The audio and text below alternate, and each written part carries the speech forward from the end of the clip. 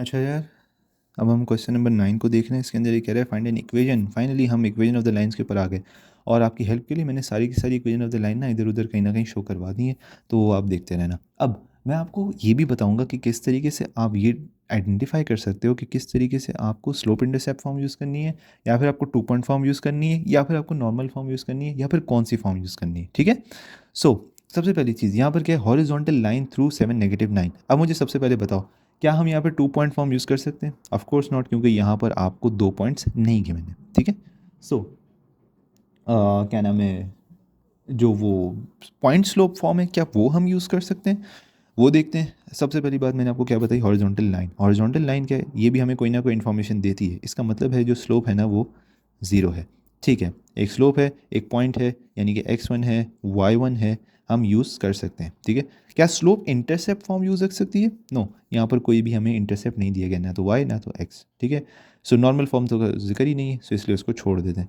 अब यहाँ पर हम इसको शुरू करते हैं बनाना। सबसे पहले मैं इक्वेशन लिख देता हूँ, कौन सी? Point slope form. ठीक है, और मैं आइंदा से ना इसके लिए PS यूज़ करूँगा पॉइंट स्लोप फॉर्म के लिए। ठीक है। So y minus y1 is equal to m x minus x1, और y माइनस y1 क्या है आपका? -9, m क्या है आपका? 0, और x माइनस 7। ठीक है। सो ये तो कैंसिल हो गया, y प्लस 9। ये आपकी इस लाइन के लिए सिंपल सी एक इक्वेशन है। ओके।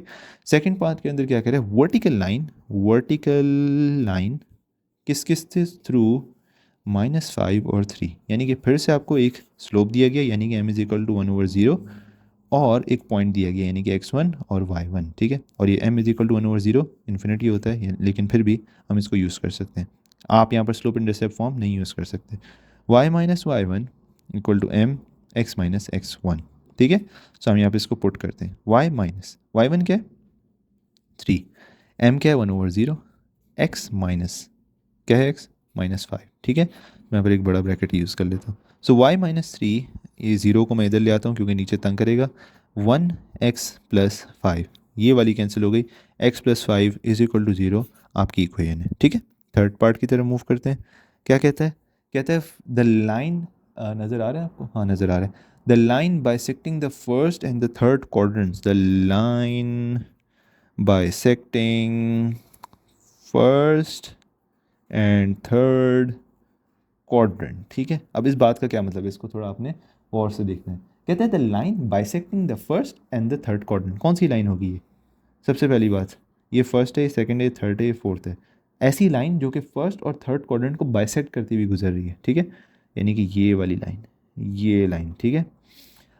अच्छा, अब यहाँ पर इस बात से हमें क्या क्या, इस लाइन से हमें क्या क्या इन्फॉर्मेशन मिल सकती है?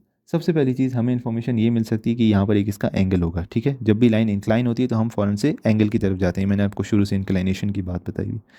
जब भी एक लाइन बाइसेक्ट करती है तो उसको हाफ में डिवाइड करती है। ये टोटल एंगल कितने का है? ये 90 डिग्री का है, तो हाफ का क्या होगा? 45 डिग्रीज। इसका मतलब मेरा जो एल्फा है वो कितना है? 45 डिग्रीज। क्या मैं यहाँ पर अपना स्लोप पता कर सकता हूँ? जी हाँ, m is equal to ten alpha.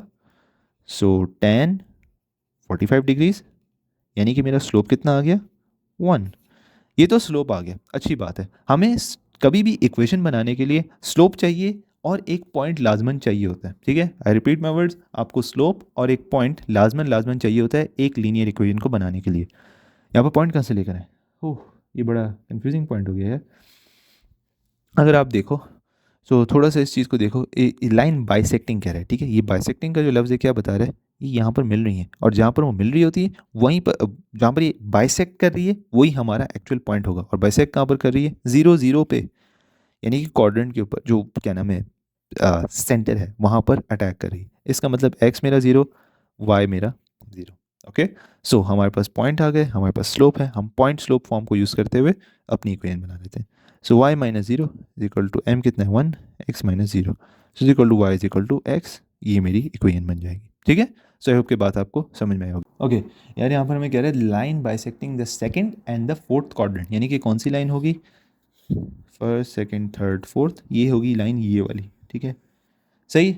अब इसके लिए भी वही बात, आपका जो पॉइंट है वो तो 0 0, क्योंकि वो बाइसेक्ट कर रहा है ना यार।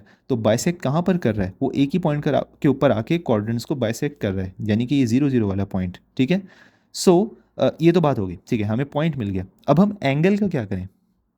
एंगल का यहाँ से देखो, अगर आप देखो तो 0 से लेके ये पूरा कितना है 180, 180 का अगर आप थोड़ा सा क्या नाम है हाफ में डिवाइड करो तो 90, लेकिन ये लाइन जो है वो 90 के ऊपर नहीं कट रही, ये लाइन जो है यहाँ कहीं आकर कट रही है, ठीक है। सो अब मेरी बात और से सुनना, यहाँ पर ये आपके ऊपर हो जाता है कि आप किस एंगल को लेते हो। आप क्या नाम है अपना अल्फ़ा 135 लो, ठीक है, वो मोस्ट सूटेबल है क्योंकि जब भी बाइसेक्ट किया जाता है तो हम 135 को अपना बनाते हुए क्या नाम है, आप जितने भी की बुक्स वगैरह देख लो वो सारे इसी को लेते हुए चल रहे हैं, उनकी अपनी ज़िंदगी है। एनीवेज हम 135 को भी रख सकते हैं, आप 125 भी रख सकते हो, आप 165 भी रख सकते हो, लेकिन ध्यान में रहे बात कि 90 से 180 के दरमियान बीच में से इसको काटा जा रहा है। 90 से 180 के बीच में क्या होता है, 90 माइनस 180 यानी कि 180 माइनस 90 कितना होता है, 90 होता है ना, यानी कि ये पूरा एंगल 90 डिग्री का है। सही है, ये आप कह सकते हो लेफ्ट ओपन 90 डिग्री, यानी कि ये ऐसा एंगल है, ठीक है, ये 90 डिग्री। अब 90 का हाफ क्या होता है 45 डिग्री, यानी कि यहाँ पे।